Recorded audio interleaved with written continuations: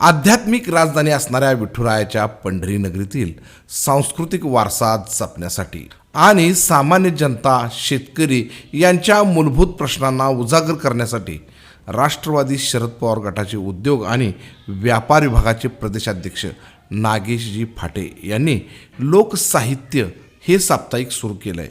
नुकतेच राष्ट्रवादी पक्षाचा 27वा वर्धापन दिन सोहळा साजरा झाला असून या सोहळ्यामध्ये राष्ट्रवादीचे सर्वेसर्वा माजी केंद्रीय कृषी मंत्री शरद पवार साहेबांच्या हस्ते या लोकसाहित्य साप्ताहिकाचे उद्घाटन सोहळा संपन्न झाला।